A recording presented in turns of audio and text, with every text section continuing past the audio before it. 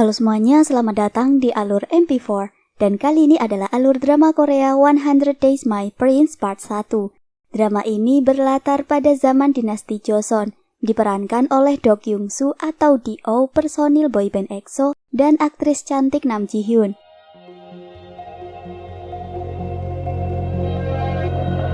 Saat itu anak-anak lagi main perang-perangan, tapi si pangeran Liul malah mukul temannya beneran sampai nangis. Terus datanglah si Yiso. Dengan berani dia memarahi pangeran sampai pangeran dan Dongju temannya heran, Yiso kok mau-maunya ngegandeng tangan anak seorang budak. Jadi saat itu orang-orang bener-bener dibedain berdasarkan kastanya. Dari pakaian aja bisa dibedain mana yang anak seorang bangsawan sama mana yang anak rakyat jelata. Sin pindah ke rumah Liul, sebut aja dia Tuan Kim. Tuan Kim datang bawa sebuah batu ke hadapan ayah Liul. Di batu itu ada aksara Cina yang artinya tidak berguna. Ngobrol-ngobrol, terus Tuan Kim bilang dia punya firasat buruk. Ayah Liul panik gara-gara Tuan Kim nyaranin dia buat ninggalin istrinya plus ngerebut tahta kerajaan dari saudaranya. Dongju ngasih tahu info yang dia dapat tentang anak perempuan yang sebelumnya mereka ketemu di hutan. Namanya Yun Yiso, umurnya 12 tahun, putri mantan komandan pengawal istana. Liul langsung mikirin gimana cara ngadepin si anak perempuan itu. Abis itu Dongju sama Liul bilang ke Yiso kalau ada seorang anak yang dibawa oleh pria bernama Make. Make ini orang yang terkenal sebagai kanibal di kalangan anak-anak, padahal yang mereka bilang itu cuman bohongan. Yiso jalan duluan, terus si Make datang dengan muka seremnya. Bukannya nolongin Yiso yang ketakutan, Liul sama Dongju malah lari. Pas malamnya, Liul hujan-hujanan buat nyusulin Yiso gara-gara dia takut Yiso kenapa-kenapa. Dia sampai jatuh-jatuh segala. Sampai di rumah Make ngebuka pintu dan Liul jatuh gara-gara kaget. Setelah itu nongolah si Yiso sambil nawarin daging ayam. Ternyata Make tukang potong daging yang cuman serem di muka doang tapi dia baik hati. Yiso malah ngajarin Make buat senyum biar nggak nyeremin lagi. Liul seketika kagum sama Yiso. Pas pulang, Yiso ngepakein tali rambutnya buat ngiket luka di lengan Liul yang berdarah gara-gara jatuh tadi. Mereka lanjut jalan pulang, malam itu bulannya terang, terus bunga-bunga sakura berguguran. Yiso nanya, mana yang lebih kamu sukai, hujan, salju, atau bunga?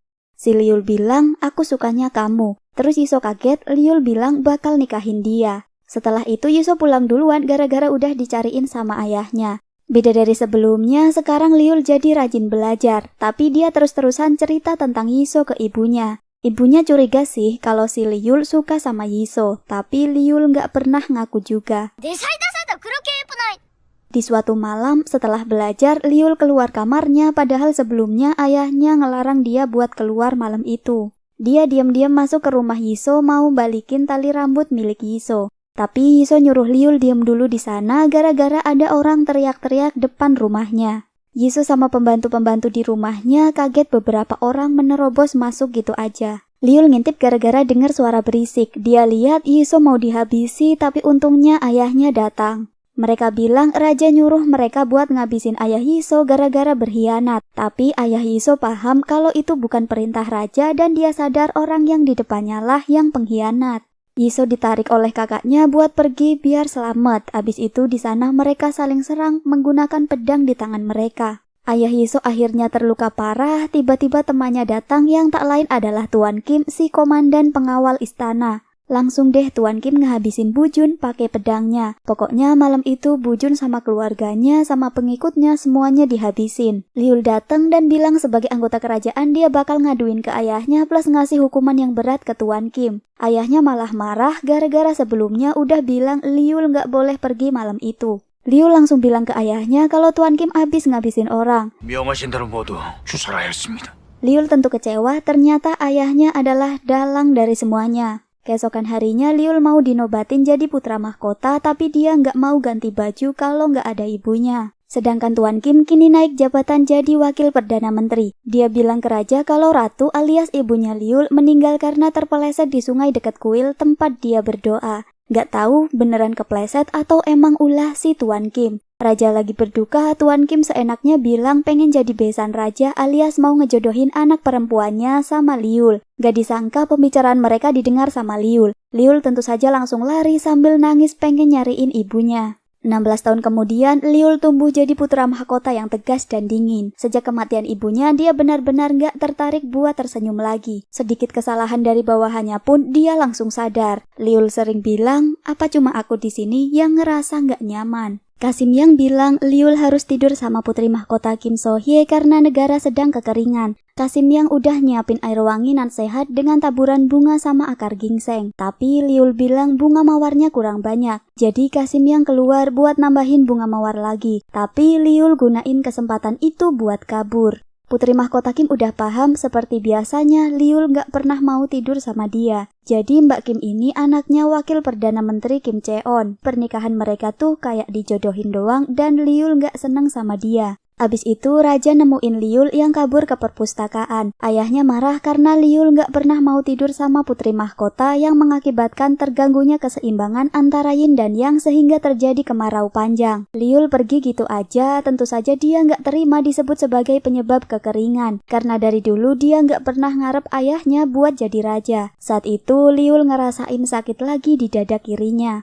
Besok harinya, Liul ngumpulin para menteri. Sambil ngasih minuman isi kelopak bunga mawar yang sehat, dia ngucapin terima kasih kepada para menteri selama ini udah bekerja keras. Para menteri ngerasa seneng walaupun aneh, gak biasanya putra mahkota sebaik ini. Liul bilang udah 2 mingguan dadanya sakit dan harus minum ramuan pahit. Tapi dia gak apa-apa kalau para menteri minum enak padahal dia enggak. Sebenarnya itu cuman sindiran Liul doang ke para menteri yang gak peka sama kondisi putra mahkota. Makanya para menteri langsung berhenti minum air mawar lagi. Setelah itu Liul bilang lagi gak sehat kok bisa-bisanya para menteri maksa dia biar tidur sama istrinya. Liul bilang daripada cuman dia yang harus nyeimbangin yin sama yang, mending rakyat juga ikut bantuin. Saat itu orang-orang usia 15-an tahun tuh udah pada nikah. Terus Liul bikin aturan warga yang udah berusia 20 tahun lebih wajib menikah. Siapa tahu kemungkinan turun hujan jadi makin besar. Dia ngasih waktu sampai akhir bulan depan. Sebelum pergi, Liul bilang, karena lagi kekeringan aku berusaha ngehemat air. Jadi air yang kalian minum itu bekas air mandiku kemarin. Para pejabat auto nyesel udah minum air yang katanya sehat itu. Pas lagi jalan menuruni tangga, Liul kembali merasakan sakit dan akhirnya jatuh pingsan. Di kantor hakim, para lajang desa dikumpulin buat didata seperti perintah putra mahkota. Di sana ada beberapa orang termasuk So Gudol, Yeon Hong Sim yang tak lain adalah si Yiso yang sekarang udah ganti nama dan sahabatnya Ketnyo. Mereka disuruh memilih jodoh di depan mereka. Hong Sim ngetawain kebijakan putra mahkota yang maksa warganya buat nikah sampai akhir bulan depan. Dia ngerasa aneh, katanya entar kalau aku nikah anakku mau dikasih makan apa, karena dia cuman anak seorang petani. Besok harinya Ketnyo nangis gara-gara dipaksa suruh nikah sama Gudol. Kalau si Gudol seneng-seneng aja, akhirnya dia dapet jodoh juga. Yang lain udah pada nikah semua kecuali Hong Sim. Hong Sim bilang dia nggak mau nikah gara-gara nunggu pacarnya yang namanya Wonduk dari desa seberang. Tapi Wonduk lagi pergi semacam wajib militer jadi dia belum bisa nikah. Padahal itu alibinya dia doang. Selama beberapa hari Liul belum bangun karena sakitnya. Istrinya marah-marah dan nganggep tabib nggak becus ngobatin Liul. Walaupun selama ini putri mahkota Kim nggak pernah dianggap istri sama Liul, tapi dia tetap berharap biar suaminya cepat sembuh. Jelas dong Mbak Kim ini belum punya anak dari Liul, jadi dia khawatir ntar nggak bisa punya keturunan yang bisa nguasain kerajaan suatu hari nanti. Jadi sifat Mbak Kim ini nggak jauh beda sama ayahnya. Dia adalah Ratu Park alias ibu tiri Liul. Dia ngarep banget Liul nggak sembuh biar anaknya bisa gantiin Liul jadi putra mahkota. Namun ternyata setelah itu Liul justru bangun. Ternyata beberapa hari terakhir dia pura-pura tidur biar orang-orang seneng dia nggak bangun-bangun. Ditemani Dongju di sebuah gudang, Liul menginterogasi tabib yang ngerawat dia. Dia nanya obatnya dikasih apa karena setelah Liul diam-diam nggak minum obatnya, dia justru malah makin sehat. Tabib itu jujur kalau obatnya nggak ada masalah, tapi sebelumnya dia ngasih apa aja makanan pantangan yang nggak boleh dimakan bareng obat itu ke pelayan dapur sama asisten tabib bernama Song Sun. Kemungkinan ada yang sengaja meracuni Liul dengan makanan pantangan itu. Dongju yakin kalau Ratu Park pelakunya, tapi tentu saja Liul harus ngebawa bukti bukan cuma asal nuduh doang. Dia adalah Hyun, ayah angkat Hong Sim yang selama ini ngerawat Hong Sim setelah ayahnya dihabisi wakil Perdana Menteri Kim. Ayahnya sangat khawatir tiap kali Hong Sim hendak pergi ke Hanyang buat nyariin kakaknya. Malam itu Liul sama Dongju menyelinap keluar istana buat nyariin tabib Songsun, tapi mereka sadar ada yang mengikuti mereka. Akhirnya mereka berinisiatif untuk berpencar. Gak lama setelahnya seorang tabib istana mengikuti mereka. Yang tak lain dialah yang mereka cari, si tabib Songsun. Tabib wanita itu bilang dia habis diculik sama bandit dan berusaha kabur. Wanita itu juga meminta maaf udah nuker daftar makanan pantangan buat Liul karena disuruh sama seseorang. Pas mau bilang siapa yang nyuruh dia, sebuah anak panah melesat tepat di lehernya. Dongju berusaha ngejar si pemanah, tapi nggak berhasil. Habis itu Liul ketemu si pemanah itu dan mereka berkelahi. Liul tanpa senjata dan auto nggak bisa berkutik. Untungnya Dongju datang dan melukai dada sebelah kanan si pria misterius itu, kemudian pria itu kabur. Liul mencarinya ke pasar, terus dia senggolan sama pria dan memang dia orangnya karena di baju bagian dada ada darah. Tapi pria tersebut sebelumnya udah ganti baju. Liul cuman ngeliatin doang sampai akhirnya didatengin sama Dongju. Hongsim datang lagi ke rumah masa kecilnya dulu ketika dia masih bernama Yiso. Dulu di halaman rumahnya dia sering berlatih pedang kayu bersama Sokha kakaknya. Sementara ayahnya melihat mereka berlatih. Setelah itu dia datang ke seorang penjual buku di pasar yang udah dia kenal, kemudian dia masuk ke toko buku tersebut. Liul dan Dongju liatin penjual buku yang menawarkan buku baru berjudul Kisah Cinta Erotis yang dipaksa menikah karena perintah putra mahkota. Liul yang merupakan putra mahkota cuman ngeliatin doang. Jadi rakyat kecil jarang yang tahu wajah putra mahkota maupun raja seperti apa. Abis itu dia fokus ke wanita yang keluar dari toko buku dan lewat di depannya. Dia adalah Hongsim yang berpakaian layaknya orang kaya. Jadi Hanyang itu tempatnya orang-orang kaya, makanya Hongsim berganti pakaian.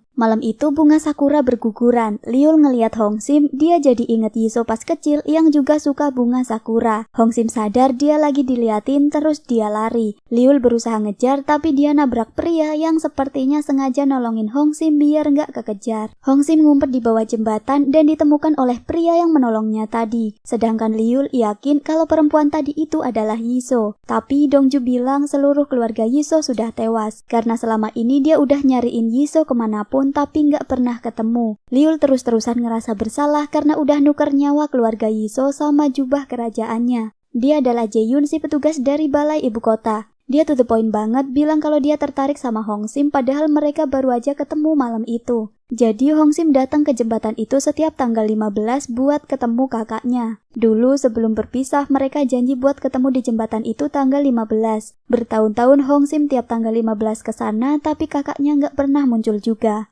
Sebelum pergi, Jaeyun bilang dia juga bakal nemuin Hongsim tiap tanggal 15. Hongsim ngeliatin doang sambil heran. Dongju agak putus asa karena mereka udah kehilangan tabib wanita Songsun yang merupakan saksi satu-satunya yang ngeracunin Liul.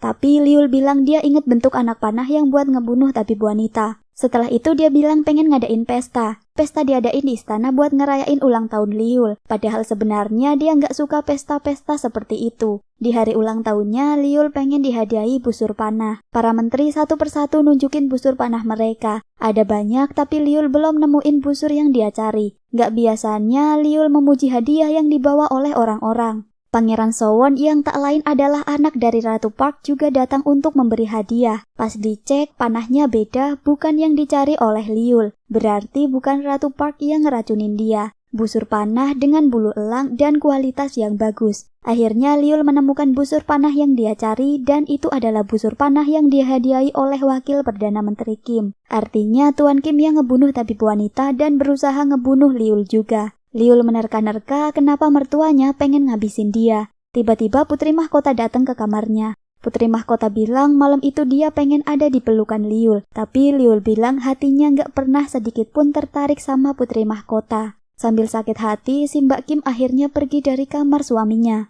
Hongsim balik ke rumahnya lagi gara-gara nggak ketemu sama kakaknya. Pas sampai dia ditungguin sama ayahnya yang belum makan gara-gara pengen makan bareng Hongsim. Jaeyun ngejelasin kalau dia ditugasin buat nyelidikin kasus pembunuhan tabib wanita Songsun. Jaeyun berasumsi berdasarkan jurnal-jurnal yang dia dapat, tabib wanita dibunuh karena masalah internal kerajaan. Abis itu Liul nyuruh Jaeyun buat berhenti nyelidikin kasus itu karena Liul pengen dia sendiri yang nyelidikin. Liul menerka-nerka. Mertuanya mencoba meracuninya. Sebelumnya tabib Songsun juga tiba-tiba bertugas di kamar putri mahkota. Padahal dia tabib baru, seharusnya jabatannya nggak naik secepat itu. Berarti putri mahkota kemungkinan juga terlibat dalam kasus itu. Setelah itu Liul ngecek jurnal harian milik putri mahkota. For your info, di kerajaan Korea dulu tuh apa aja yang terjadi di hari itu pasti ditulis di jurnal yang akhirnya nanti jadi catatan sejarah gitu. Liul ngecek berkali-kali putri mahkota nggak melakukan pemeriksaan fisik tiap bulannya. Setelah itu Liul nggak biasanya datang ke kamar putri mahkota.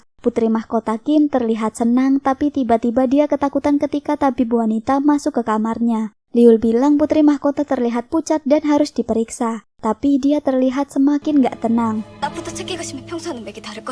Sebelum pergi, Liul cerita tentang temennya. Katanya temennya gak pernah pegangan tangan sama istrinya, tapi istrinya bisa hamil. Padahal itu sindiran Liul buat istrinya. Sebelumnya, putri mahkota bilang ke ayahnya kalau dia hamil. Ayahnya tahu betul pasti itu bukan anak Liul, soalnya mereka gak pernah tidur bareng. Putri mahkota bilang ke ayahnya kalau Liul meninggal gak akan ada yang tahu si bayi itu anaknya Liul atau bukan. Jadi si bayi tetap bisa jadi pejabat kerajaan. Sekarang Liul tahu kenapa dia mau diracun sama istri plus mertuanya. Liul datang ke ayahnya karena hendak menceritakan tentang istrinya. Tapi saat itu raja langsung bilang Liul harus mengikuti ritual hujan atas nama raja. Raja gak bisa ikut karena lagi pusing, banyak rakyat yang benci sama dia gara-gara gak becus ngurus negara. Tapi Liul gak mau gara-gara dia bilang dia juga lagi ada masalah. Raja kayak nyepelein bilang, emang ada yang lebih penting dari ritual hujan. Kalau gak ikut ritual hujan, kamu pengen bikin malu ayahmu. Liul yang kecewa akhirnya gak jadi cerita tentang masalahnya dan bilang masalahnya tidak penting dibandingkan masalah ayahnya.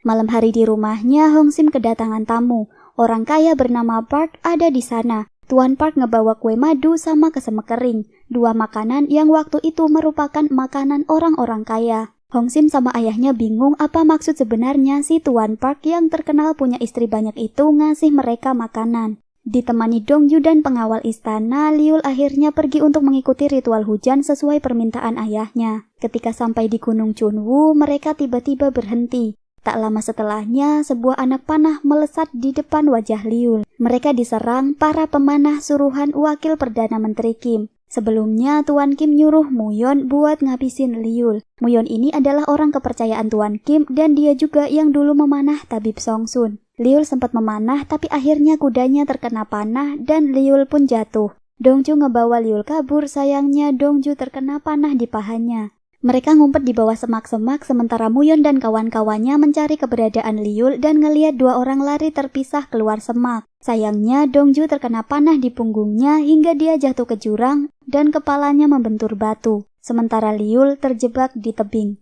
Ternyata dia adalah Dongju. Jadi sebelumnya Dongju memohon ke Liul buat tukeran baju. Padahal Liul udah nyuruh Dongju buat nyelamatin diri sendiri dulu. Tapi Dongju maksa mau nolongin Liul. Akhirnya Dongju terkena panah dan jatuh dari tebing. Tapi para pemburu, mereka nggak ngeh kalau itu bukan Liul. Ketika di hutan Chunwoo, ayah Hong Sim tiba-tiba ngerasain mules pengen buang air besar. Pas dia udah buang air, kaget banget ngeliat ada seseorang di sana. Abis itu ada salah satu pengawal kerajaan yang selamat. Dia kemudian ngasih laporan ke raja kalau rombongan putra mahkota semuanya tewas karena diserang. Liul juga dicari-cari kemanapun gak ketemu. Raja tentu saja langsung panik terus nyuruh para pengawal buat nyariin Liul. Si Perdana Menteri pinter banget dong nyaranin ke raja biar ngerahasiain kalau putra mahkota udah diserang. Katanya biar rakyat gak makin khawatir. Ya iyalah dia yang diuntungin, orang dia yang sebenarnya nyerang Liul. Jadi raja yang panikan gampang banget dikendaliin sama wakil Perdana Menterinya yang licik itu. Putri mahkota ngarep banget Liul balik istana udah jadi mayat. Sedangkan Ratu Park terus berdoa biar Liul nggak kembali. Hong Sim datang ke rumah Tuan Park buat nganterin pesanan daun herbal. Tuan Park bilang dia akan bayar lebih mahal kalau Hong Sim mau jadi selir kelimanya. Jelas Hong Sim menolaknya. Setelah itu Hong Sim disuruh nganterin herbalnya ke gudang. Tiba-tiba ada yang ngunci gudang dari luar. Tentu saja itu kerjaan si Tuan Park. Bahkan Hong Sim sampai semalaman tidur di gudang itu. Tapi dia tetap kekeh nggak mau nikah sama Tuan Park. Ayah Hong Sim ngebawa Liul ke rumahnya, udah semalaman diobatin tapi dia belum bangun juga. Ayah Hong Sim begitu kagum sama ketampanan Liul, saat itu juga tiba-tiba Liul sadar. Liul mencoba bangun, kemudian ayah Hong Sim nyuruh dia makan. Liul bilang dia nggak suka makanannya. Ya jelaslah, biasanya dia makan makanan enak di istana. Tapi pas ditanyain, Liul nggak inget siapa namanya dan asalnya dari mana. Jadi dia lupa ingatan gara-gara pas di jurang kepalanya ngebentur batu. Saat itu juga Gudol si suami Ketnyo bilang Hongsim lagi dihukum di kantor hakim. Ingatkan sama perintah putra mahkota yang semua lajang harus menikah sampai batas waktu akhir bulan. Nah hari itu tuh udah akhir bulan tapi Hongsim belum nikah juga. Di kantor hakim Hongsim udah dihukum 29 pukulan. Tuan Park pinter sih, H-1 batas nikah dia nyulik Hongsim biar di hari itu Hongsim cuman punya 2 pilihan, dihukum 100 kali pukulan atau nikah sama Tuan Park. Tapi dia bilang tetap gak mau nikah apalagi sama Tuan Park. Abis itu ayah Hongsim datang dan bilang Wonduk udah pulang dari wajib militernya. Datanglah si Wonduk alias putra mahkota. Liu lupa ingatan tapi tetap aja dia nggak lupa cara jalannya seorang putra mahkota yang juga nggak pernah tersenyum. Hongsim tentu sangat heran mengapa ada Wonduk si pacar hayalannya dia. Siapa sangka Liu yang bikin aturan, dia juga yang akhirnya kena batunya. Dan episode 2 pun selesai. Itu dia alur drama Korea 100 Days My Prince Part 1. Jangan lupa subscribe alur MP4 agar tidak ketinggalan video lainnya. Dan makasih buat kamu yang udah nonton.